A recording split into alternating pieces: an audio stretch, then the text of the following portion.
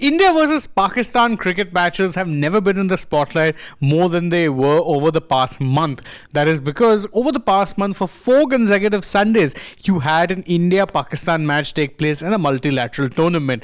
First off, you had 3 consecutive Sundays where India and Pakistan faced off in the Men's Asia Cup, and thereafter you had an India-Pakistan match take place in the Women's ODI World Cup as well.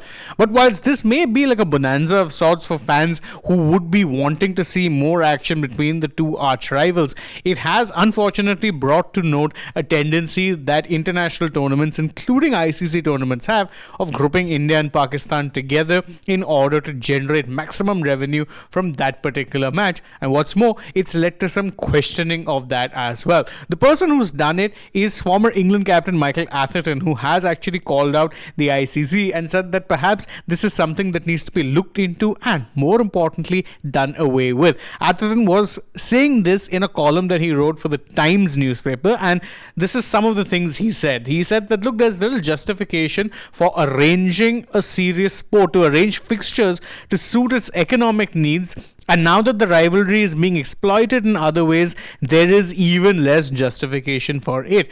Now, of course, Atherton is referring to the fact that India-Pakistan matches ended up becoming very, very political. In fact, all 3 games saw some kind of a political gesture, whether overt, whether tacit, whether in your face, thrown at each other from both sides of the spectrum. Both players were, or both sets of players, administrations and the likes, were guilty of it to an extent, although there's no doubt the fact that, a lot of it came due to Pakistani instigation.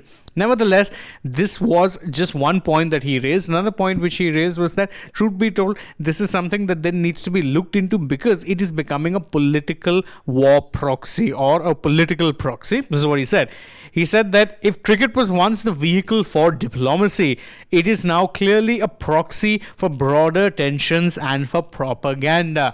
This is his words, and he's not mincing them here, by the way. We're saying that it's reached a point where cricket was once seen as a beacon of hope for diplomacy, but it's now being, in his words, becoming a proxy for broader tensions and for propaganda. That is what Atherton is saying India-Pak matches have become. And again, considering all the posturing you saw, whether on social media, whether on the field, whether from players, whether from even officials in the Pakistani case, it's clear that he does have a valid point. What makes his point even more valid is that if you look at how it is that ICC schedules have been released since the 2013 calendar year, every single ICC tournament since 2013 has seen India and Pakistan grouped together when, of course, the ICC makes groups. So that in itself tells you that even the ICC realizes that these matches are very much the cash cow. Now, that is, of course, due to the fact that bilateral tensions have been so high that there hasn't been any bilateral cricket. But as Atherton says, no serious sport is going to look at the financial needs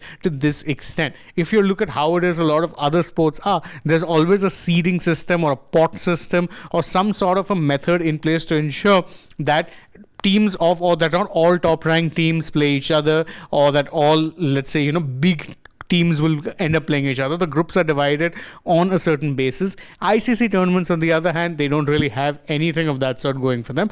What they have is that they'll put India, Pakistan in one group and then say, okay, let's go from there. And what Atherton is saying, on the surface of it, might seem a bit of a criticism, but if you're looking at it in an objective way from a purely sporting perspective, I'd say he's not very wrong. But that's just how I feel. What do you guys think about it? You can let us know that in the comments below, and don't forget to like this video, share it with your friends, subscribe to the channel, tap the bell icon, follow us on social media as well. We're on Instagram, Twitter and Facebook, and stay tuned for more such updates from the world of sport.